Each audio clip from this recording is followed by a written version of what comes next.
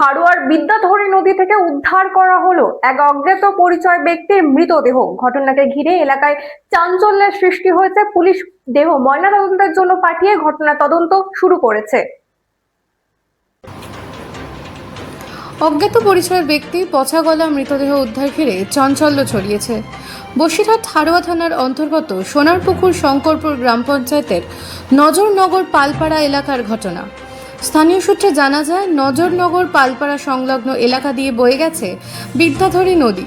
মূলত সেই বিদ্যাধরী নদীর এক প্রান্তে কচুরিপানার মধ্যে আনুমানিক 40 থেকে 45 বছর বয়সী এক অজ্ঞাত পরিচয়ের ব্যক্তির পচা গলার দেহ নদীতে ভাসতে দেখেন স্থানীয়রা। এরপরই হাড়োয়া থানায় খবর দিলে পুলিশ এসে বিদ্যাধরী নদী থেকে ওই ব্যক্তির পচা গলা মৃতদেহ উদ্ধার করে।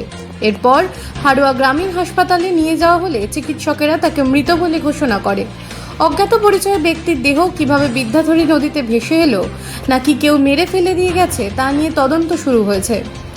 অসাবধানতাবশত নদীতে পড়ে ওই ব্যক্তির মৃত্যু হয়েছে সমস্ত কিছুই জানার পাশাপাশি ওই ব্যক্তির নাম পরিচয়ও জানার চেষ্টা করা হচ্ছে। ইতিমধ্যেই গোটা ঘটনার তদন্ত শুরু করেছে হাড়োয়া থানার পুলিশ। যদিও পুলিশ জানিয়েছে ইতিমধ্যে মৃতদেহটি ময়নাতদন্তের জন্য বসিরহাট জেলা হাসপাতালে পাঠানো হয়েছে। ময়নাতদন্তের রিপোর্ট এলেই জানা যাবে ওই ব্যক্তির মৃত্যুর কারণ, পাশাপাশি গোটা ঘটনার জন্য একটি অস্বাভাবিক মৃত্যুর মামলা রুজু করা হয়েছে।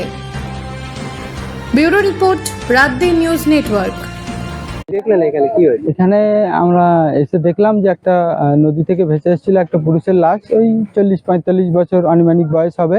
নাম পরিচয় জানা যায়? না, নাম পরিচয় এখনো জানা যায়নি। তবে দেখলাম ওই পুলিশ আসলো, এসে ভ্যানে করে নিয়ে গেল। তারপরে কিছু ইয়ে করার পরে কিংবা ইনভেস্টিগেশন হওয়ার পরে তারপরে সেটা জানা যাবে। এখন আপাতত জানা যায়নি কোথাকার লাশ। এটা হলো বিদ্যাধরী নদীর নজরনগর গ্রামের নাম, পালপাড়া। নজরনগর পালপাড়া গ্রামের নাম, আমরা সেটাই জানি। আপনারা কি দেখলেন? আমরা দেখলাম যে লাশ পুলে গেছে, পুলে যাওয়ার পরে পুলিশ নিয়ে চলে গেল তারপরে ভ্যানে করে। আর কি গন্ধ বাড়ছিল? হ্যাঁ, গন্ধ বাড়ছিল খুব একটা, মানে ভালোই গন্ধ বাড়ছিল। লাশটার বয়স হয়ে গেছে, তারপরে এটাই দেখলাম। তারপর পুলিশ এসেছে? পুলিশ এসে নিয়ে গেল, গাড়িতে করে ভ্যানে করে নিয়ে গেল। এটা কিভাবে হতে পারে? এটা আমি সঠিক এখনো বলতে পারবো না কিভাবে হতে পারে। তবে পুলিশ ইনভেস্টিগেশন করার পরে তারপরে বলতে পারে, পুলিশ সব জানবে। আপনার নাম? আমার নাম আজহারউদ্দিন মোল্লা, গ্রাম ইন্দালি। নেতাজি।